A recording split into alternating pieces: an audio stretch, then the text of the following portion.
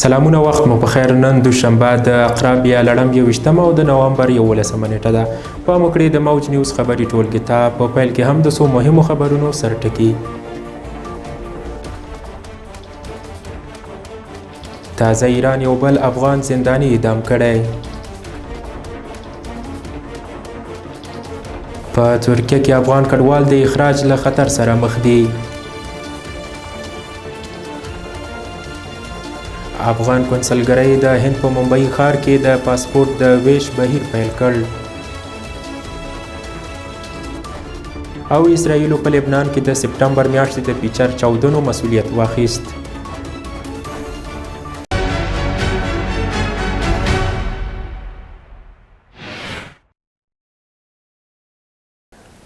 اوس هم بشپړ خبرونه. زه وحید الله توحیدی یم. د ایران د بشري حقوقو سازمان هلویش خبر ورکړی چې ایرانی چارواکو د زاهدان په زندان کې 28 کلن افغان محمد نبی پوپلزی د مخدره موادو د تورونو له امله اعدام کړی دی. په دې سره په ایران کې د اعدام شویو افغانانو شمیر 500 ته ورسید. د بشري حقوقو مدافع سازمانونه ایران تورنوي چې د بندیانو قضیې په عادلانه توګه نه څیړل کیږي او اکثره بندیان د مدافع وکیلانو د لاسرسي څخه بې برخې دي. په ترکیه کې افغان کډوال د اخراج له خطر سره مخ دي. په ترکیه کې افغان کډوال شکایت کوي چې د ترکیه حکومت د دوی د اوسېدو جوازونه نه تمدیدوي. له همدې امله د اخراج او توقیف له خطر سره مخامخ دي. یو افغان کډوال رسنیو سره په خبرو کې ویلي چې د کورنۍ غړي یې د پولیسو لخوا نیول شوي او بیرته افغانستان ته استول شوي. حلیمه چې په ترکیه کې د خپلې کورنۍ سرپرسته ده وایي د ترکیه حکومت د هغې او ماشومانو اسناد ضبط کړي او ترې غوښتنه کړې چې هیواد پرېږدي. د بشري حقوقو مدافع سازمانونه ترکیه تورنوي چې د پناه غوښتونکو قضیو ته د پام وړ پرته د هغوی د اخراج پریکړه کوي. د هند په ممبئی ښار کې د افغانستان کونسلګرۍ اعلان کړی چې په هند کې میشت افغان اتباعو ته د پاسپورټونو د ویش بهیر پیل شوی او ټاکل شوی چې د پاسپورټ د ویش بهیر نن دوشنبه د لړم په 21 پیل شي. د راپورونو پر بنسټ په دغه هیواد کې د افغانستان کونسلګرۍ نمایندګۍ سر کونسل وویل چې دوی دغه بهیر نن دوشنبه لړم 21 پیل کړی دی. دغه خبرپاڼه د افغانستان د بهرنیو چارو وزارت د ویان مرستیال ضیا احمد تکل له لوري هم خپاره شوې ده. تېره ورځ هم د هند په ممبئی ښار کې د افغانستان کونسلګرۍ په ایکس پاڼه د یو لنډ متن په خپرولو سره ویل شوي وو چې په ممبئی کې د افغانستان کونسلګرۍ له دوشنبې څخه تر جمعې پورې ټول کونسلګري خدمات وړاندې کوي. د پنجشیر په ولایت کې د ملګرو ملتونو د عمومي منشي ځانګړي استازي روزه وطنبایوه او د پنجشیر والي حافظ محمد اغا حکیم ترمنځ ناسته وشوه چې پکې د امنیت په ډاډ اقتصادي پرمختګونو د خلکو او اسلامي امارت ترمنځ په نږدې اړیکو او له شته فرصتونو څخه په ګډې استفادې خبرې وشوې.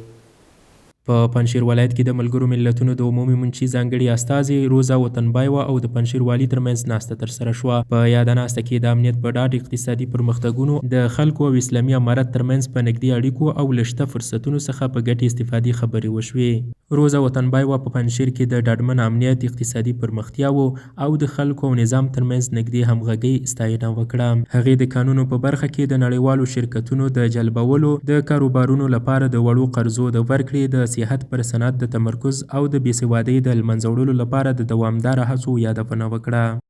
To Panjshir because it's really a very beautiful settings, very beautiful, and you are certainly will earn money in the future from tourism.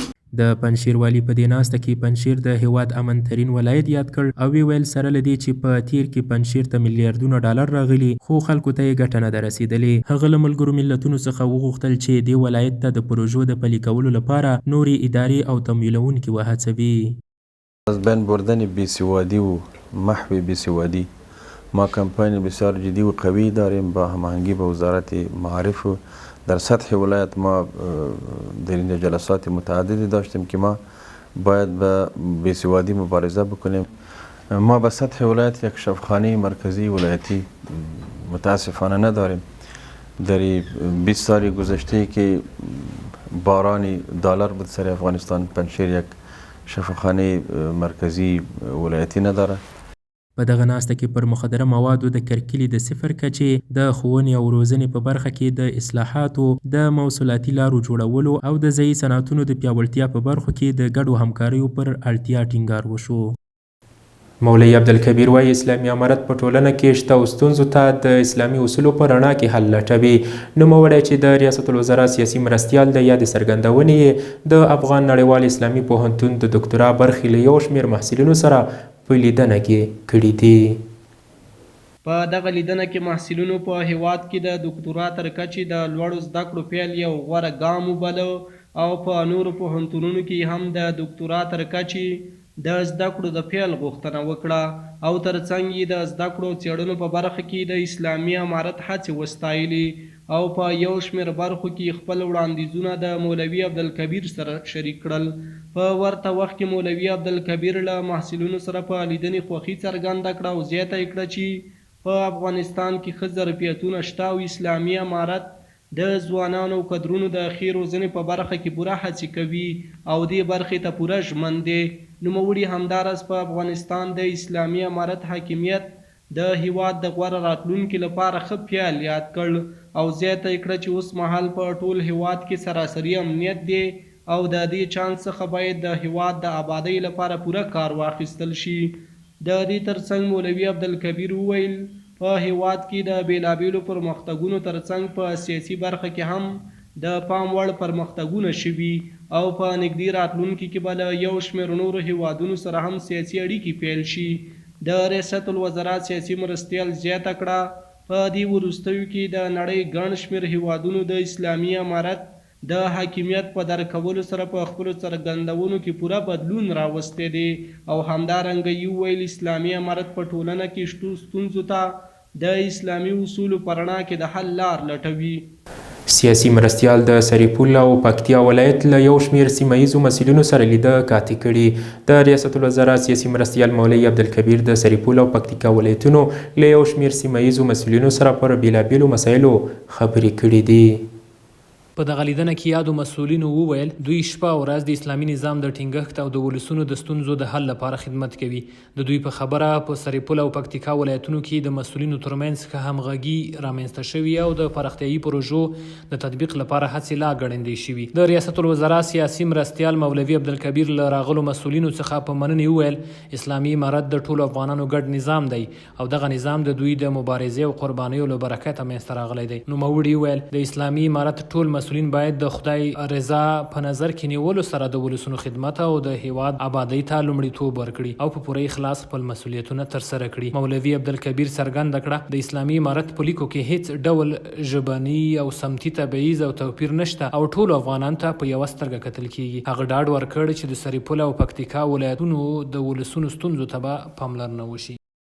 کابل کې د افغانستان او ایران ګډ هنري او فرهنګي نندارتون جوړیږي. د اطلاعات او کلتور وزارت مسؤلین وایي په نږدې ورځو کې به په کابل کې د افغانستان او ایران ګډ هنري او فرهنګي نندارتون پرانیستل شي.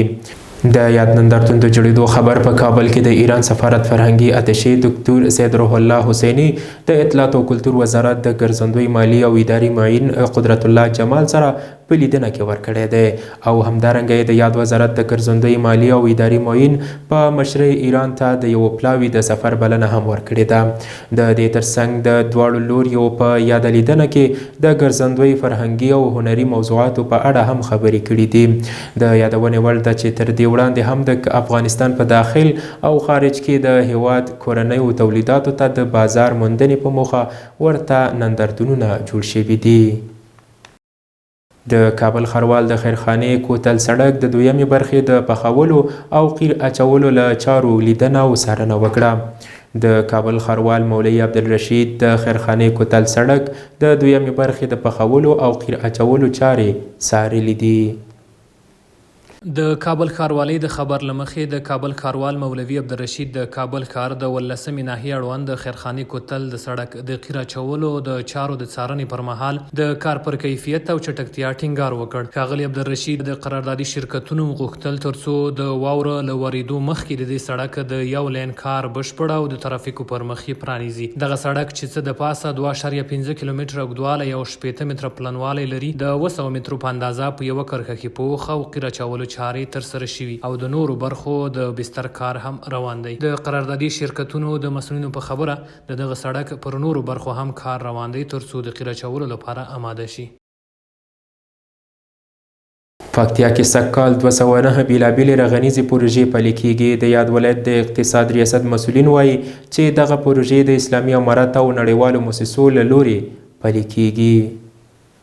د مسؤلینو د معلوماتو له مخې د یاد شمېر پروژو له ډلې 1.30 د افغان حکومت له لوري چې 500 میلیونه افغانیو په لګښت پلي کېږي او پاتې 128 نورې یې بیا چې 10 میلیونه ډالر لګښت پرې راځي د نړیوالو مؤسساتو له لوري پلي کېږي. د پکتیا ولایت د اقتصاد رئیس مولوي انور راشد زیاتوي په دغه پروژو کې زیاتره پرمختیایي او یو شمېر بشري پروژې شاملې دي چې د ځینو چارې بشپړې شوي او په یو شمېر نورو لا هم کارونه روان دي. په ورته وخت کې د یادې سیمې اوسیدونکي د یادو پروژو په پلي کولو خوښي څرګندوي او زیاتوي چې په دې سره به د ګردیز ښاریانو نورو خلکو ګڼې ستونزې حل شي او د دې ترڅنګ د دولت څخه د ورته نورو پروژو د پلي کولو غوښتنه هم کوي. د مسؤلینو په خبره د یادو پروژو پر مهال ګڼ شمېر کسانو ته د کار زمینه هم برابره شوې ده. د یادونې وړ ده چې د دې وړاندې هم په یو شمېر نورو سیمو کې ورته پروژې پلي شوي او په ځینو یې لا هم کارونه روان دي چې په نږدې راتلونکي کې به یې چارې بشپړې او ګټې اخیستنې ته به وسپارل شي.